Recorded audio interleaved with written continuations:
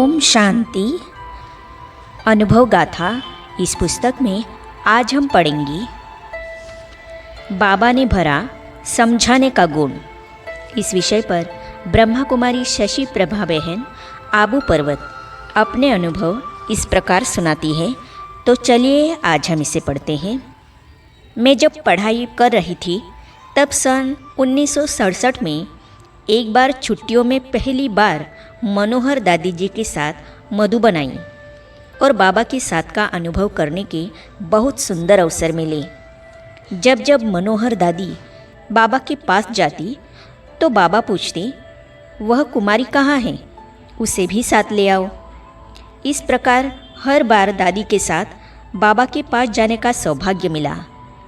दिन में 2-3 बार ऐसे अवसर मिल जाते, कभी खाने के समय, कभी क्लास के बाद और कभी वैसे ही रूह रिहान करने के लिए बाबा हाथ पकड़कर ले जाते थे।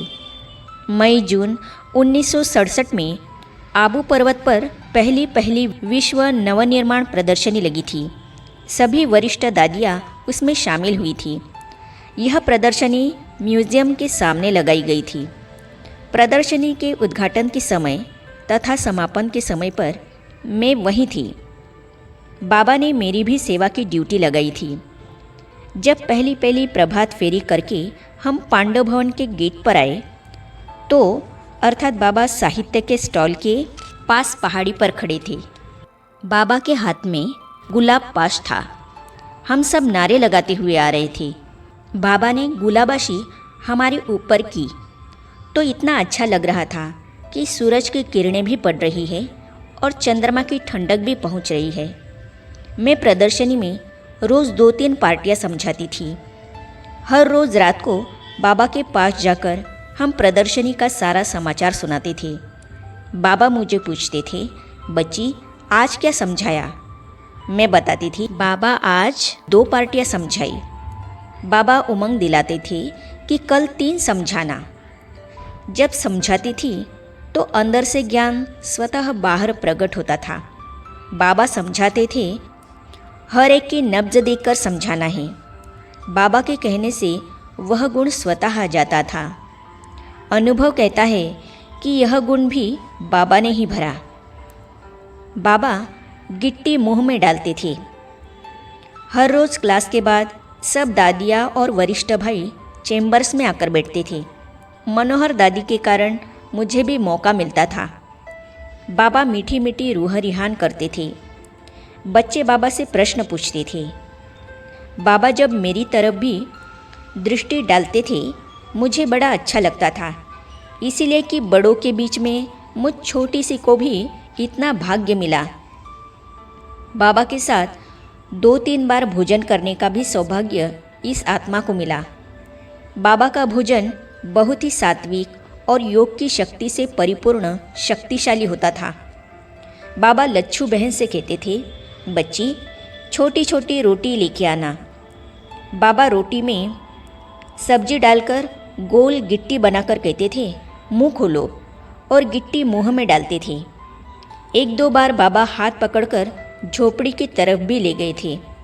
बगीचे में सैर भी कराते थे। बाबा ने आपे ही मेरी बुद्धि को खींच लिया। परिवार से कोई बंधन तो था नहीं, इसीलिए मेरे जीवन का लक्ष्य स्पष्ट नहीं था कि समर्पित जीवन बनाऊं या नहीं। ब्रह्मा कुमारी तो हूँ, लेकिन समर्पित का कोई सवाल नहीं था। बिना पुरुषार्थ ही लाइन क्लियर थी। दुनिया में 3 प्रकार के लोग होते हैं। एक, जो बहुत मेहनत करके लक्ष्य को पाते हैं। दूसरे, जो किसी की मदद के आधार से लक्ष्य को पाते हैं। तीसरे, जिन्हें अपने आप भाग्य लक्ष्य प्राप्त करवा देता है।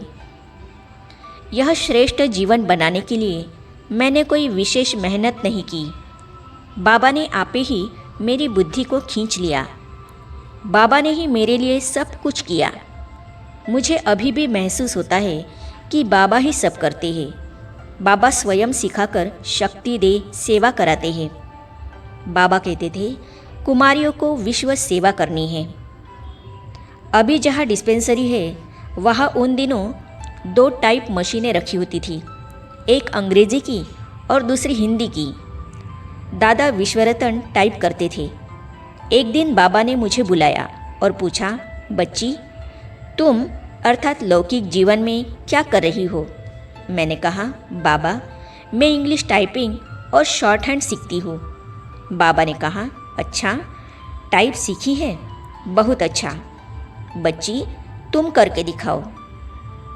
मैं तो सीख ही रही थी, थोड़ा सा टाइप करके बाबा को दिखाया। बाबा ने कहा, बच्ची ठीक है, अब मुरली की इंग्लिश में ट्रांसलेशन होगी, फिर यह विश्व में जाएगी, विश्व के अंदर सेंटर खुलेंगी, तुम यहाँ रहो, इंग्लिश मुरली टाइप करना। मैं तो सोच में पड़ गई। बाबा ने पूछा, क्या हुआ बच्ची? मैंने कहा, बाबा मैं तो नौकरी करूँगी। बाबा ने कहा, हाँ हाँ बच्ची नौकरी करना, फिर तुम आ जाना जल्दी। उस समय कुमारियों का एक बहुत बड़ा ग्रुप मधुबन में था। हिस्ट्री हॉल में बाबा कुमारियों से रोज़ मिलते थे। कुमारियों के लिए बाबा मुरली में कहते थे, कुमारियों को विश्व की सेवा करनी है, नौकरी की टोकरी नहीं उठानी है। मुरली के बाद भी बाबा कुमारियों से मिलते थे, बीच बीच में दृष्टि भी देते थे। उस समय लगता था कि हम उड़ गए हैं। मैं मधुबन में 1.5 मास रही। मधुबन से जाने के पश्चात कुछ समय लौकिक नौकरी भी चंडीगढ़ में की। बड़ों के संग का भाग्य मिला।